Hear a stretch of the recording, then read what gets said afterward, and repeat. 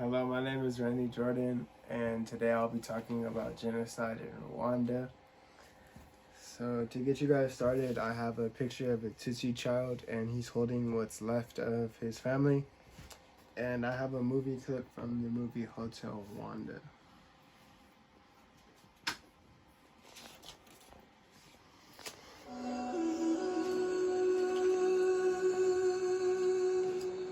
My name is Paul Rusesabagina.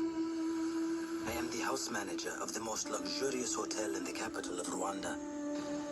A place that my family and I happily called our home until the day everything changed. Daddy, there are soldiers on the streets. They're killing everyone. It's a massacre.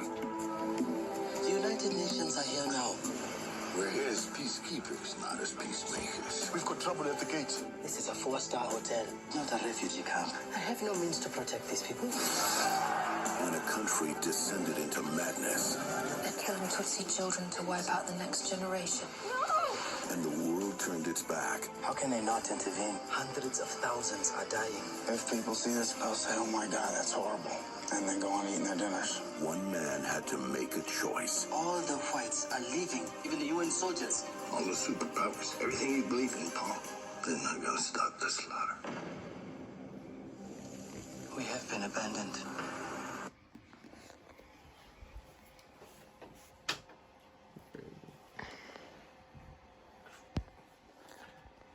So the genocide happened in 1994. It was over a span of about 100 days, although it did have a lasting impact on Rwanda. Over 800,000 people were killed by Hutu extremists, leaving the world in despair. So it all initially started on April 6th of 1994 after President Juvenal Habyarimana and his counterpart Cyprien Ntaryamira of Burundi were killed on a plane. It was heard to have 6 gunshots before the plane was gunned down and crash landed. The RPF immediately got blamed, leading to turmoil and chaos, and the genocide broke out all throughout the country.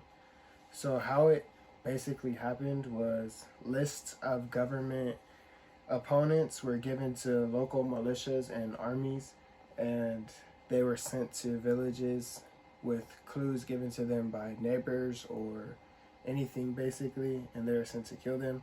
There were also roadblocks set up throughout the country that were used to check IDs of civilians, which all IDs were required to have your ethnicity on them.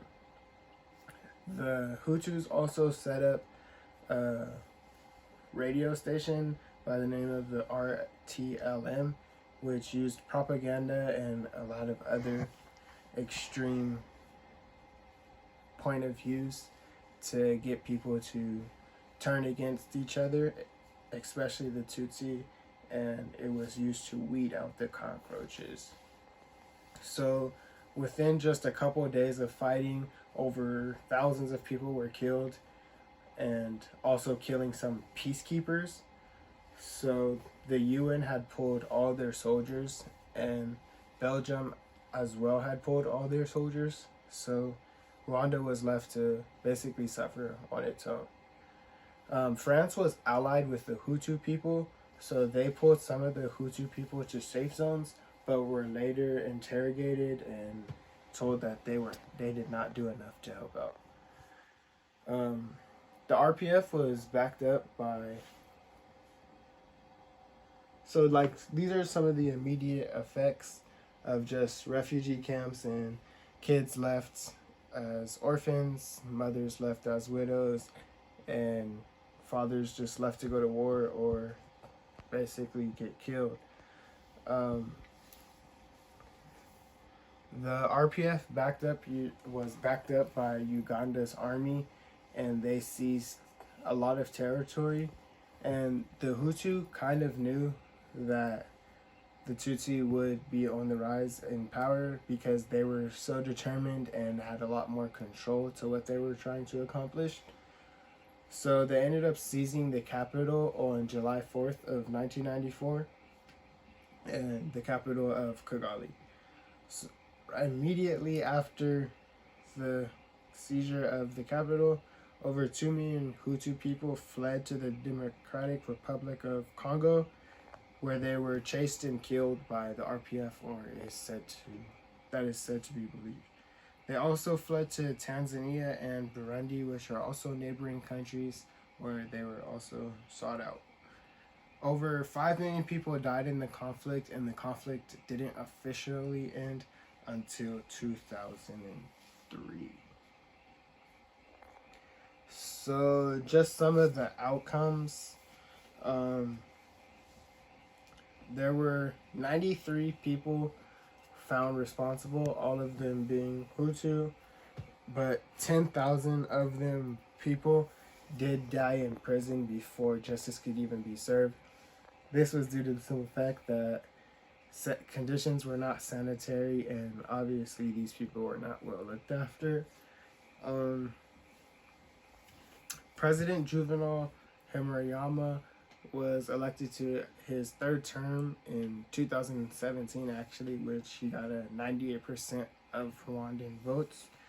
He believed that the fastest way to economic growth and stability in the country was to make it a tech hub. So he focused a lot of his energy and time on technology and making Kigali one of the cleanest cities in Africa. It's also became illegal to talk about ethnicity in Africa due to the fact that it leads to a lot of controversy and can spark basically a genocide.